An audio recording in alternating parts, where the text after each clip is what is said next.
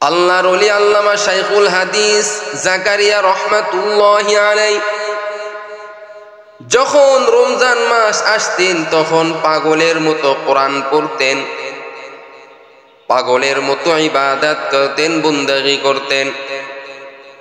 ওরে নবীর উম্মতের দল, আল্লাহর ওলি আল্লামা শাইখুল হাদিস জাকারিয়া রহমাতুল্লাহি আলাইহি তিনি বড় মাপের একজন আলেম ছিলেন, শাইখুল হাদিস ছিলেন। এরে আল্লাহর বান্দা শাইখুল হাদিস আল্লামা জাকারিয়া রহমাতুল্লাহি আলাইহি যিনি ফাজাইলে আমল কিতাবটা যিনি লিখেছেন, এই শাইখুল হাদিস জাকারিয়া রহমাতুল্লাহি আলাইহি তিনি ছাত্রদেরকে হাদিস পড়াইতেন। রমজান মাসে তিনি এতটাই আল্লাহ তাআলার ইবাদতের মধ্যে সময়টা কাটাইতেন,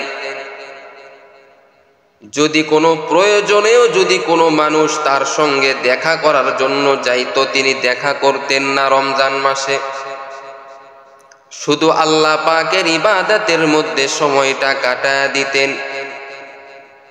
ওরে আল্লাহর বান্দা শাইখুল হাদিস আল্লামা জাকারিয়া রহমাতুল্লাহি আলাইহি রমজান মাসে তিনি বেশি বেশি কোরআন তেলাওয়াত করতেন, জিকির আজকার করতেন, নফল ইবাদত করতেন। কারণ বান্দা যখন রমজান মাসে একটি নফল ইবাদত করবে, অন্য মাসে একটি ফরজ ইবাদত করার নেকি আল্লাহ বান্দার আমল নামায় দিয়া দিবে। আর যদি কোনো বান্দা রমজান মাসে একটি ফরজ ইবাদত করে, আল্লাহ তাআলা ওই বান্দার আমল নামায় 70টি ফরজের নেকি আল্লাহ তাআলা ওই বান্দার আমল নামায় দিয়া দিবে। ও বান্দা, এই রমজান মাসটা হলো আমলের মাস, এই রমজান মাসটা হলো ইবাদতের মাস। আর এই একটি নেকির দাম কত বান্দা তুমি কি জানো?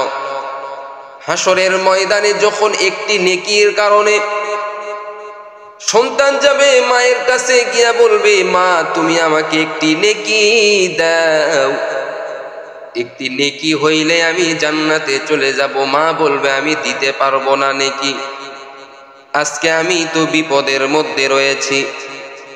মা যাবে সন্তানের কাছে গিয়া বলবে, বাবা একটি মাত্র নেকি দাও, তাহলে ওই যে দেখো বড় জান্নাতটা আমি পেয়ে যাব। সন্তান বলবে, দুনিয়ার বুকে আমার মাই ছিল না, আমি আপনাকে নেকি দিতে পারবো না।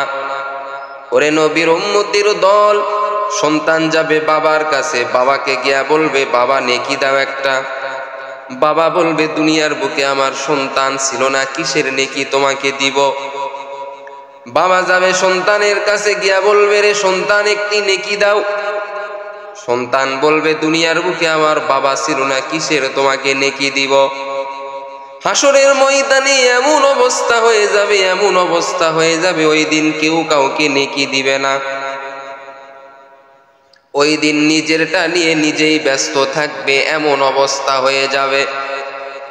ওই হাসরের দিনে আল্লাহ তাআলা বিচারের কাঠগড়ায় যখন বসে যাবেন, আল্লাহ তাআলা যখন বিচার করবেন, তখন আল্লাহ তাআলা দুনিয়ার মানুষদেরকে বলবেন, কে কি দুনিয়ায় কি করেছো আমার কাছে আসো।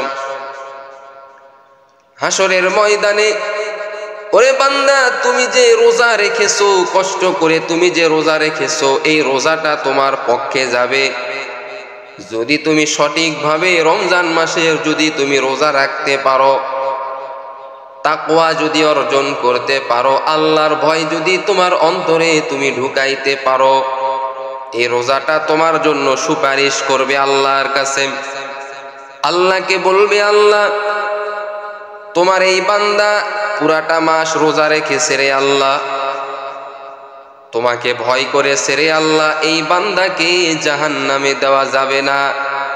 আল্লাহ তখন তোমার উপর খুশি হইয়া তোমাকে জান্নাতে দিয়া দিবেন। এই নামাজটা দাঁড়ায় যাবে আল্লাহর কাছে, বলবে, আল্লাহ এই বান্দাটা 5 ওয়াক্ত নামাজ পড়েছে রে আল্লাহ, নামাজ কখনো কাজা করে নাই, যতই বিপদ হোক না কেন, যতই মুসিবতের সময় হোক না কেন, নামাজ কখনো ছাড়ে নাই, অতএব ও আল্লাহ এই বান্দাকে তুমি জান্নাতে দিয়া দাও। আল্লাহ তাআলা তখন তোমাকে জান্নাতে দিয়া দিবেন। ওরে আল্লাহর বান্দার যদি রোজা তুমি না রাখো, রোজা যদি তুমি ইচ্ছা করিয়া যদি তুমি না রাখো, তাহলে এই রোজাটা তোমার বিপক্ষে দাঁড়িয়ে যাবে এবং তোমাকে জাহান্নামে নিয়ে যাবে। নামাজটা তোমার বিপক্ষে দাঁড়িয়ে যাবে, তোমাকে জাহান্নামে নিয়ে যাবে।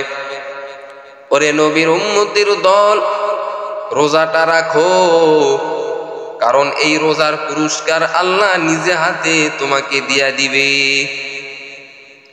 রমজান মাসের রোজাটা সঠিকভাবে পালন করো, কারণ এই রোজাটা হলো ফরজ রোজা। আল্লাহ তাআলা ইসলামের 5টি খুঁটি তোমার আমার সামনে দিয়া দিলেন। এই 5টি খুঁটির মধ্যে একটি খুঁটি হলো রোজা। এই রোজা ইচ্ছা করিয়া কাজা করা যাবে না। ওরে নবীর উম্মতের দল, আল্লাহ তাআলা হাসরের ময়দানে রোজাদারকে রাইয়ান নামক জান্নাত দিয়া দিবে। ও আল্লাহর বান্দা যুবক ভাইরা, রোজাটা তোমরা রাখো এবং রমজান মাসে তোমরা বেশি বেশি কোরআন পড়ো, কোরআন পড়া ছাড়িও না। এই কোরআনটাও তোমার জন্য সুপারিশ করবে আল্লাহর কাছে। যারা কোরআন পড়তে পারো না, তারা তোমরা যেভাবে কোরআন পড়তে পারো ওইভাবেই পড়ার চেষ্টা করো। আল্লাহ তাআলা বলেন, বান্দা যদি তোমরা থিতা থিতা যদি কোরআন পড়ো, এরপরেও আমি আল্লাহ তোমার জীবনের গুনাহ খাতা আমি আল্লাহ মাফ করে দিব। ই কালামে জিন্দা কুরআনে হাকিম, হিকমতে উলা ইয়াজালাস্তু কাদিম, জামিউল ইলমি ফিল কুরআনে হাকিম, তাকাসরাত হুয়া ফাহামুর রিজালি, বখা কুরআন কালামুল্লাহ বাশুনু, কদিমাস্তি কদিমাস্তি নাইনু। ওরে আল্লাহর বান্দা যুবক ভাই, আল্লাহর ওলি যারা ছিলেন তারা রমজানটা শুধু আমলে কাটায়া দিতেন। সাহাবায়ে কেরামরা রমজানটা আমলে কাটায়া দিতেন। মায়ার নবী রহমাতুল লিল আলামিন রমজানটা শুধু আমলে কাটায়া দিতেন, সর্বদা আমলের মধ্যে কাটায়া দিতেন। কারণ আল্লাহর নবী পয়গম্বর সাল্লাল্লাহু আলাইহি ওয়াসাল্লাম রমজান আসার আগ মুহূর্তেই আল্লাহর নবী প্রস্তুতি নিতেন। আল্লাহর নবী শাবান মাস থেকে প্রস্তুতি নিতেন রমজানের। আল্লাহুম্মা বারিক লানা ফি রজব ওয়া শাবান ওয়া বাল্লিগনা রমাদান। আল্লাহ তাআলা নবী পয়গম্বর সাল্লাল্লাহু আলাইহি ওয়াসাল্লাম সর্বদা এই দোয়াটা পাঠ করতেন, আল্লাহুম্মা বারিক লানা ফি রজব ওয়া শাবান ওয়া বাল্লিগনা রমাদান। আল্লাহ তাআলা নিজেই বলেন, রজব মাস হলো আমি আল্লাহর, শাবান মাস হলো আমার নবীর, এবং রমজান মাস হলো আমার বান্দাদের। এই রমজান মাসটা হলো আমার বান্দাদের, অর্থাৎ আমাদের জন্য আল্লাহ দিয়েছেন। কারণ আল্লাহ তাআলা বলেন, বান্দা সারাটা বছর তুমি গুনাহের মধ্যে সময়টা কাটাও, গুনাহ করো গুনাহ করো, কিন্তু বান্দা যখন রমজান আসবে, রমজান মাসে তুমি আল্লাহর কাছে বেশি বেশি কাঁদো, কান্না করো। বান্দা তুমি যে গুনাহ করবা, বিগত যেগুলি গুনাহ হয়ে গেছে, রমজান মাসে তুমি যদি বেশি বেশি কান্নাকাটি করো গুনার জন্য, আমার আল্লাহ তোমাকে মাফ করে দিবেন।